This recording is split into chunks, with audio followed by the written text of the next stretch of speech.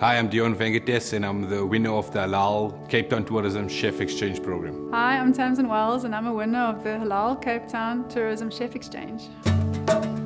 We got invites to this program and there was excitement about winning prizes and learning about the halal cuisine. We're getting a lot of halal tourists in the hotel and I often have to cater to their needs.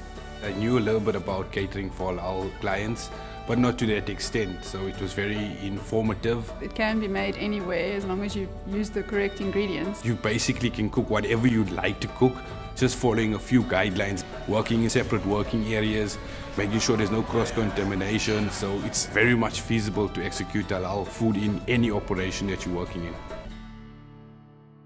The theoretical part of it was very informative in terms of the halal and what you can do and the parameters you have to work with. The next leg of it was the next morning where we actually got to do the practical and where they announced the 20 contestants that were going to compete in the practical. I was surprised to be in the top 20, but also the theoretical training they gave us was very descriptive and they taught us everything we needed to know, and so it was easy to answer the questions in the end. There were demonstrations being done by two chefs that came from Singapore that showed us a lot.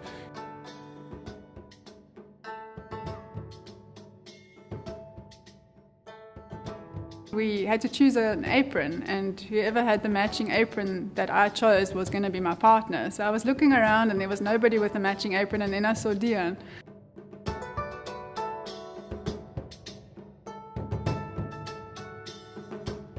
Initially a bit nervous, to be honest, but once we got to know each other and got the game plan together, I think stuff eased out a little bit.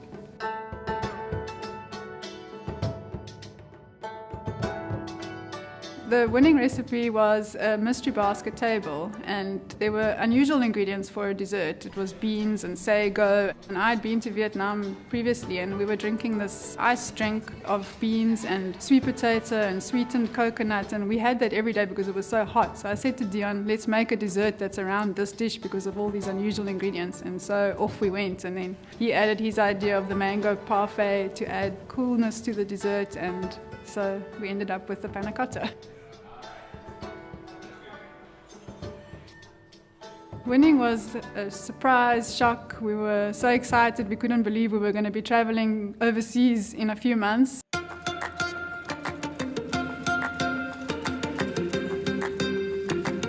We were investigating where we can go, what we can taste, what we can learn to bring back to our companies and our country. It wasn't an easy thing to sort of just walk away with. I mean, we were competing against well-renowned chefs and established executive chefs in Cape Town. So yeah, I was very excited to win it.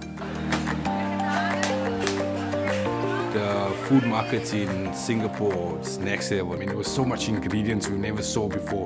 You'd always dream of seeing these ingredients, being able to hold it in your hand and smell it, and it was just an unbelievable experience. One of the best experiences I've taken from the actual trip. There's a lot of live butchery, there's a lot of fish stations where they're cleaning the fish right there, spices that filling the whole room with aromas of things that we had never experienced before.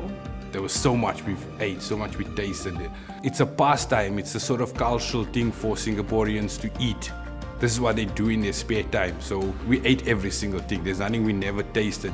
And it was these flavors that were mind-blowing.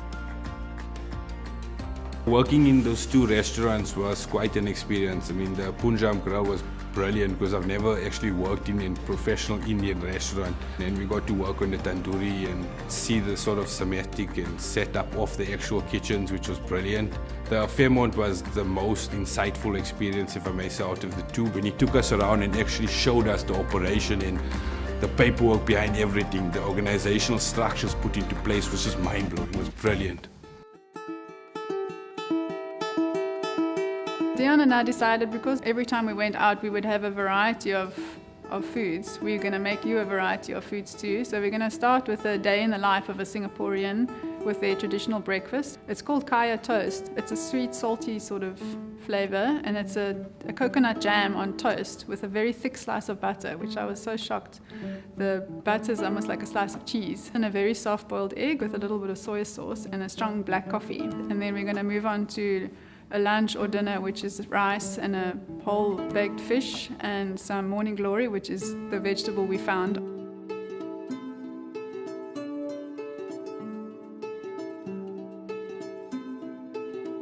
From the first thing we tasted to the last thing we tasted, and when I just got back, I didn't want to leave that memory behind. I mean, through that experience, it's definitely on my holiday list, where every year I'm definitely going to Asia to experience their food, because it just opens up your mind and challenges the way you look at food. All the ingredients you need for your halal cookery is found locally anywhere over Cape Town. They're all well labelled, easy to find, and any butcher will be glad to assist you with any cut of meat or fish that you would like. If I have to give you some advice, is don't be scared about it. Just sort of embrace it, and once you sort of start playing around with it, you'll figure out that it's a no-brainer. It's basically what you're doing and just leaving a few ingredients out and following some sort of guidelines that are in the parameters of working with halal food.